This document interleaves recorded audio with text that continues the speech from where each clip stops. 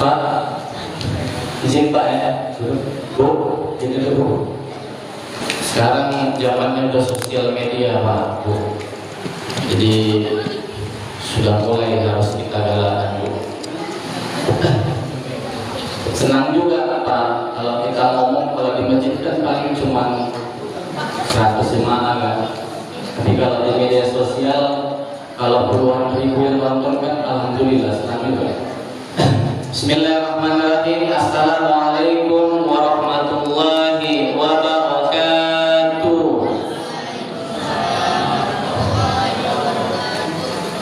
Innal hamdalillah nahmaduhu wa nasta'inuhu wa nastaghfiruh wa na'udzu billahi min shururi anfusina wa min sayyiati a'malina. Man yahdihillahu fala mudilla lahu wa man yudlil fala hadiya lahu. Asyhadu an la ilaha illallah wa asyhadu anna Muhammadan abduhu wa rasuluhu la nabiyya ba'dah.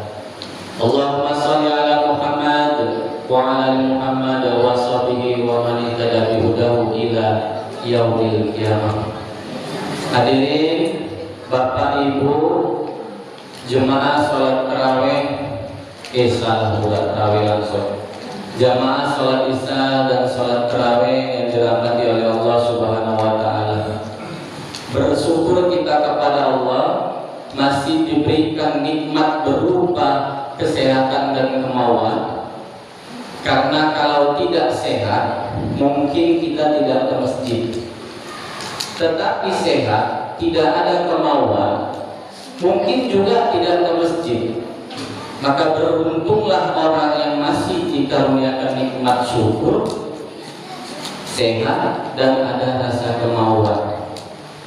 Segala puji hanyalah kepada Allah, selalu kita puja dan puji karena Allah adalah Zat yang Maha Kuasa, menguasai segala sesuatu baik langit dan bumi.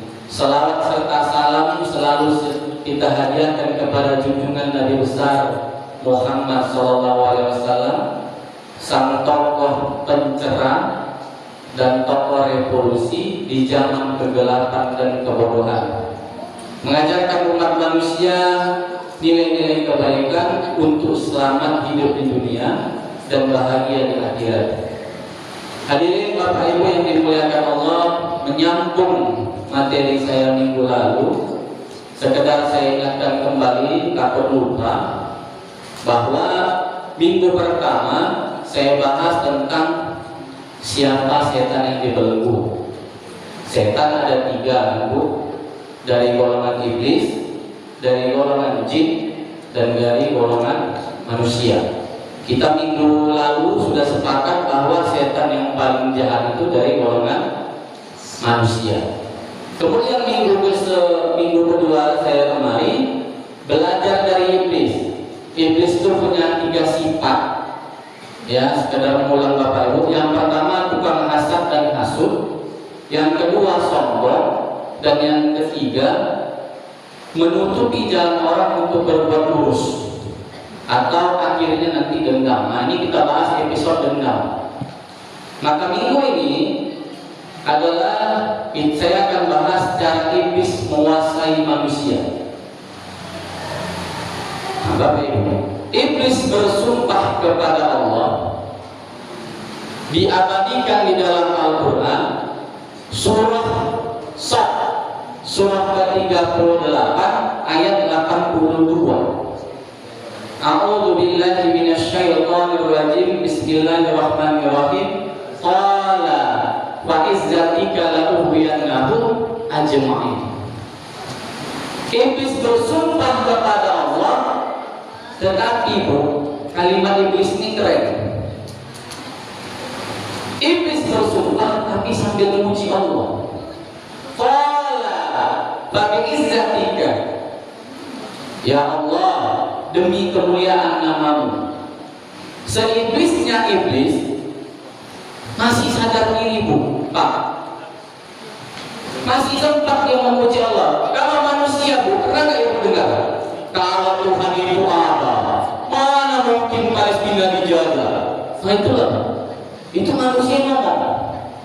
Kalau Tuhan itu maha adil, Maha Penyayang, gak mungkin ada orang terlahir cacat. Iblis tidak pernah mencela Allah, Pak. Saya baca Al-Quran, belum pernah. Baca hadis juga belum pernah. Maka kalimat ini juga menegaskan qala fa bi izzatika, ya Allah demi kemuliaan-Mu, aku bersumpah pasti akan menyesatkan semua orang.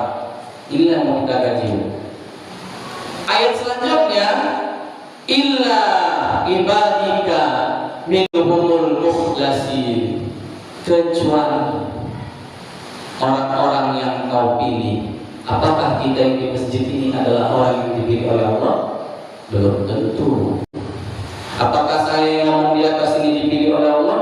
Belum tentu. Minggu semalam sudah saya bahas.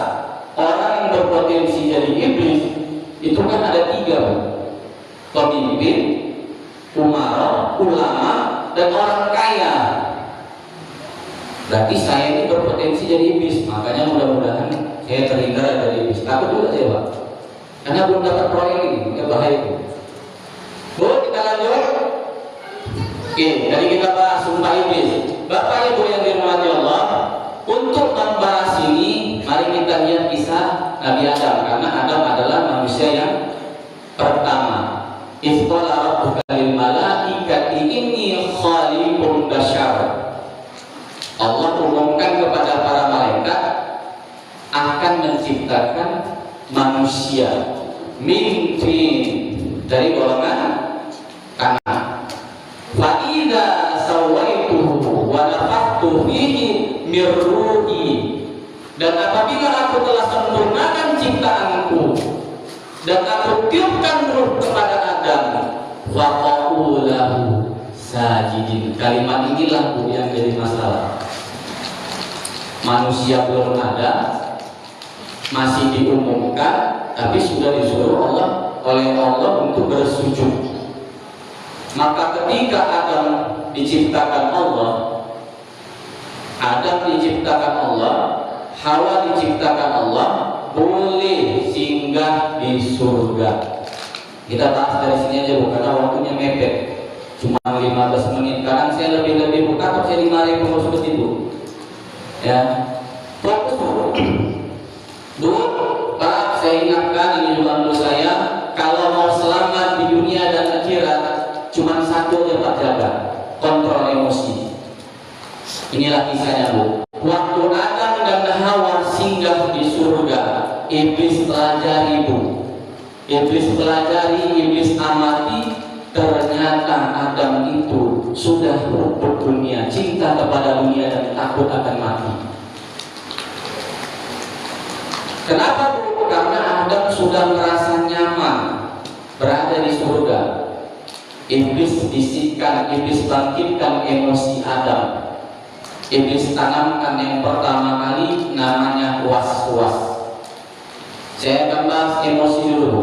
Emosi ini, Bu, artinya perasaan. Perasaan ini bisa baik, bisa buruk. Perasaan manusia itu akan muncul ketika mendapatkan 3 faktor. Yang pertama kita dengar, yang kedua kita lihat, yang ketiga kita rasakan. Saya kasih contoh. Ibu tiba-tiba mendengar bahwa bapak dapat uang banyak, muncul pasti perasaan senang. Tapi bagaimana kalau beritanya, Bu, suami ibu selingkuh lagi? Muncul perasaan ini, Pak, tapi perasaan negatif. Iblis selalu main menggunakan perasaan negatif, yaitu was-was, menanamkan rasa takut. Kemudian perasaan juga dipengaruhi oleh apa yang kita lihat.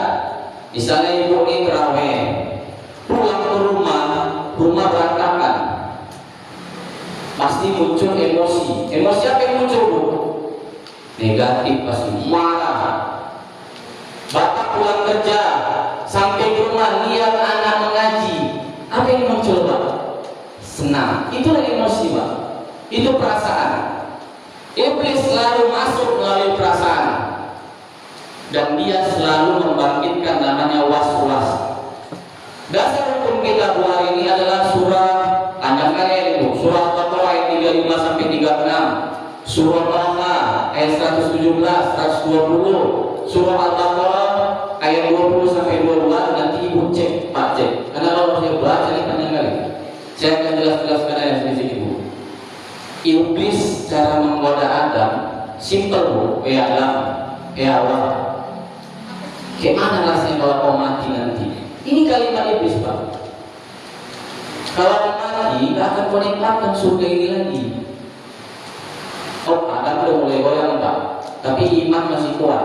Hawa yang penyakit pak. Hawa mulai goyang. Oh, karena di tema iblis ada peluang. Hawa mulai rasa takut akan kematian, takut meninggalkan surga yang nikmat. Kemudian muncul sifat kedua bu, setelah was-was tamak. Karena was-was tadi adalah rasa takut kehilangan, maka tamak tidak mau kehilangan. Muncullah sifat yang kedua, tamak. Apa yang dibisikkan oleh iblis selanjutnya? Adam, kau tahu nggak kenapa Allah melarang kau makan buah buni? Supaya engkau tidak hidup abadi dan kehilangan singgasana. Kan ini bu. Wah makin naik Adam. Apakah iblis berhenti menyuntikku? Belum. Setelah sifat was-was muncul sifat tamak, muncul sifat yang ketiga, iri. Iblis menyuntik lagi kepada Adam. Adam, tahukah kau kenapa kau tidak boleh makan buah beli? Karena engkau biar supaya jangan jadi seperti malaikat. Inilah bahayanya tukang hasut dan hasad. Dilagaknya antara Nabi Adam dan malaikat. Mulailah terpengaruh Nabi Adam, dimakannya lah buah beli ini. Maka jatuhlah Adam pasal sombong. Sombong itu bukan hanya merasa lebih pintar, merasa lebih baik, tapi tidak mau mendengar perintah Allah. Allah sudah perintahkan kepada Adam, hai Adam, kau boleh tinggal di surga ini, kau boleh makan apa saja di sini, kau boleh nikmatkan apa saja di sini, kecuali jangan kau dekati pohon ini, yang hari ini sering kita bilang sebagai pohon huldi. Setelah muncul sifat sombong Adam, ini perbedaan Adam dan iblis. Adam langsung tobat, dan sering kita baca doanya Rabbana zalamna anfusana wa illam taghfir lana wa tarhamna lanakunanna minal khasirin. Sering kita baca. Tapi iblis ketika dia salah, dia dengan lantangnya ngomong, qala ana khairun minhu, aku lebih baik daripada dia. Nah, ini bedanya bu. Karena Adam tobat, Allah ampuni dosanya, tapi ya cabutlah dari surga bu, macam betul kan? Maka Nabi Adam ke surga. Inilah ceritanya bu. Gara-gara Adam kita hidup di dunia. Nah ini bu pemikiran keliru nih pak. Dia tak sadar bahwa Allah ciptakan manusia ini untuk menjadi khalifah. Itu Quran surah Al-Baqarah 30. Ya, jadi jangan ada sampai kita kepikiran menjerumuskan, menyalah-nyalakan Nabi Adam. Itu satu, bahwa kontrol emosi. Kemudian setelah hidup di bumi, Adam punya anak. Timbul lagi masalah. Adam lahir, setiap lahir anak kembar, satu cowok, satu cewek.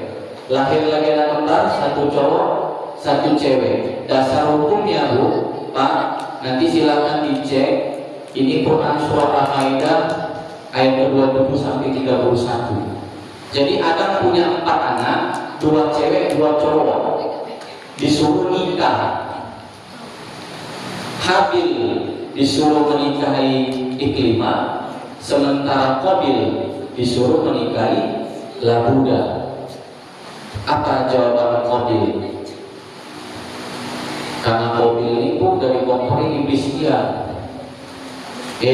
Mobil, ngapain kau? Kau nanti pasti akan dinikahkan oleh Labuda. Labuda ini jelek kok, cakapnya gitu lah kira-kira. Bangkitlah sifat iri dan dengki Qabil tadi. Bangkit, nggak mau dia. Begitu Allah perintahkan untuk menikah, langsung Qabil bantah baku. Nah, berarti tadi definisi saya bukan bahwa orang sombong itu bukan hanya merasa, tetapi tidak mau mendengar. Apakah ada marah bu? Belum. Ada mendapatkan wahyu dari Allah, diperintahkan mereka untuk berkurban. Oke, tidak masalah. Habil siapkan kambing, Qabil siapkan gandum, dibawa ke bukit. Yang diterima kurban Habil. Masuk lagi tukang gosok pak. Bisnis gosok nih. Qabil, kau merasa direndahkan kau ini. Makanya bu, kalau kita dapat musibah, Pak Bu, ada orang cakap sama kita, bagus tak aja mulutnya bu. Karena nggak tahu kita bu, kalau dia baik syukur, kalau nggak tukang gosok nih pak. Iblis gosok Qabil, Qabil. Masa Allah menghinamu tidak menerima kurban? Ini bahaya bu. Makanya saya bu, walaupun dapat masalah, saya nggak akan pulang dulu ke rumah bu.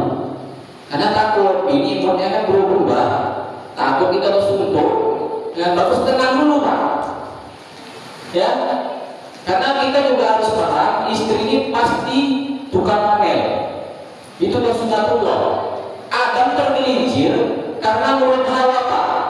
Hadis riwayat Muslim. Andai kata bukan karena hawa, maka tidak ada istri yang berkhianat. Hadisnya sahih. Adam gagal karena hawa. Tapi kata Al-Quran, ya inilah hebatnya Al-Quran itu, tetap yang disalahkan Adam. Jadi kita maklum apa? Apapun ceritanya, apapun salahnya, tetap yang salah suami. Karena sunatullah pak, jangan kita langgar. Ya, istri mau bagaimanapun tetap yang salah suami. Istri-istri yang berkhianat itu ada istri Nabi Lut, ada istri Nabi Nuh. Ya, ini istri-istri yang berkhianat ibu. Oke, lanjut. Apa yang paling dalam hati Allah? Tadi sudah Allah perintahkan nikah, ditolak oleh Qabil, disuruh kurban, ditolak juga oleh Qabil. Ini penyakit selanjutnya bu. Ketika kita sombong, maka muncul sifat yang baru, namanya dendam. Ini bahaya. Orang sombong pasti dendam. Dia ingin membalas kejahatan.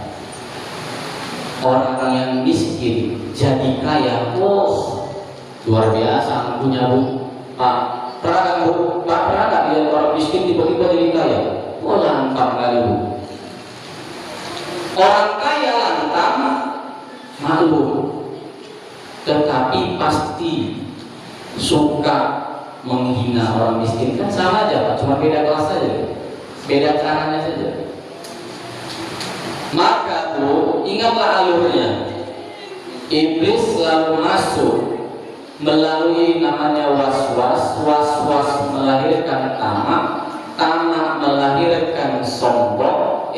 Tamak melahirkan iri, iri melahirkan sombong, dan sombong melahirkan dendam. Ketika sudah dendam, maka yang paling kita khawatirkan adalah pembunuhan.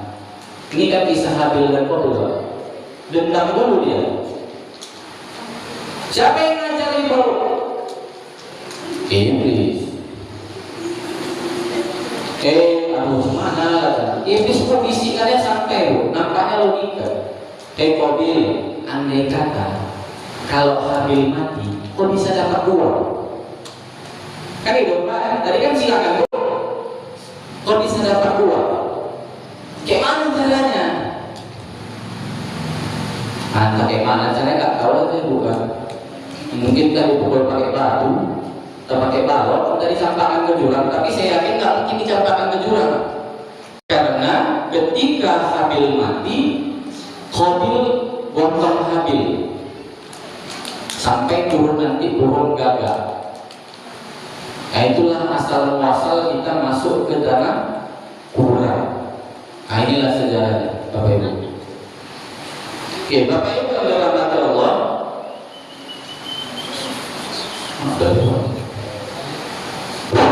Udah 18 menit, Pak. Katanya kan cuma 15 menit. Oke, Bu. Saya tutup, saya ulang kembali. Ingat Bu ya, iblis main melalui emosi. Maka Bapak kalau marah lebih baik diam. Ibu kalau marah, ya nggak mungkin dia sekali. Ya Mbak. Rumus perempuan kalau marah diam. Ada Pak, ditemukan. Apa?